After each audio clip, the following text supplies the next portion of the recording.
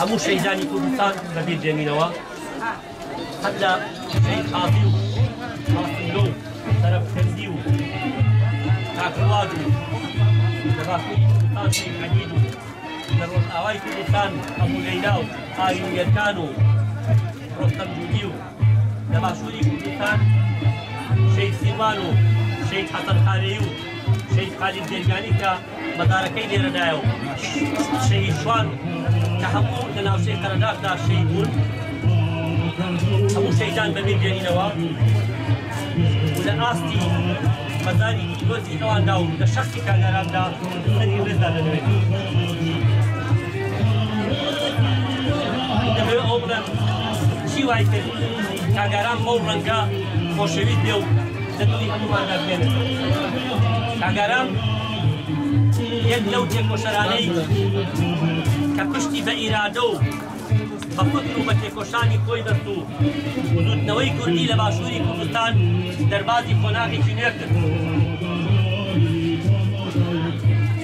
زیاتر لە 30 ساڵ بوو وزودنەوەی کوردی لە باشووری کوردستان چەقی بەست لە دۆخێکدا. بەڵام کاگاران هەم وزودنەوەی سۆشالیستی پێشکرد و لەپاڵ ئەوەدا کۆمەڵی ڕێکخستنی هێنایە لای یەک و یەکێتی خاک و نیشتمانی کوردستانیان کردە ئامان. لەپاڵ ئەوەدا بردنەوەی دیموکراتی پێشخست و گرنگی بە تێکۆشانی ژندا کە لە خۆناغەکانی ڕابردوودا ئەو ڕەنگە نەبوو. کاگاران لە خۆناغێکا دەستی پێکرد پیرانگیڕێکی هاوشێوەی ئێستا لەسەر گەلی کورد هەبوو کە هەرەسیان بە وزودنەوەی کوردی هێنابوو لە باشووری کوردستاندا. کاگاران هەرەسی بە هەرەسێنا لە پاڵەوانەدا وزودنەوەی ڕەنجەران و توتیاران و پشتبەستوو بە حەجێکی هوشیاری وزودنەوەیکی نوێی پێشکەست. کاگاران پشتی بە هێزی سەرمایە و هێزی دەرەکی و عەشیرەت و بنەماڵە نەبەست، بەڵکو پشتی بە چینێکی ڕەنجەر و زەحمەتکێش و هوشیاریەکی بە بنەماگر بۆ تێکۆشان. هاوشێوەی تێکۆشانەکەی کاگاران لە باکووری کوردستانیش خەباتێکی بەو ڕەنگە بەڕێوە دەچوو. بەڵام بەداخەوە لە ئێستادا هەم وزودنەوەی سۆشیالیستی لە باشووری کوردستاندا لە خاڵی لاوازدایە، هەم وزودنەوەی دیموکراتی و وزودنەوەی نەتەوەیی لە خاڵی لاوازیدایە.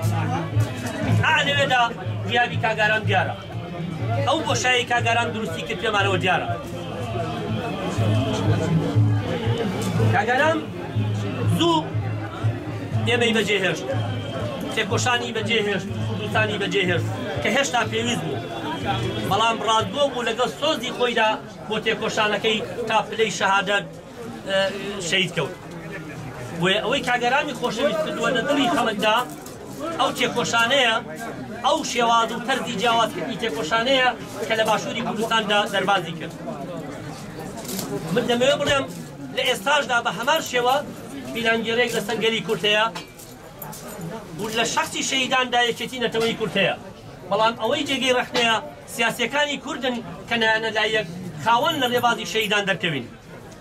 ئەگەر بتوانین ڕێبازی شەهیدان بەرنەدەین دەتوانین لەم قۆناغەشدا وەکو ئەگەرام تێکۆشانی گەلی کورد دەربازی قۆناغێکی تر بکەین.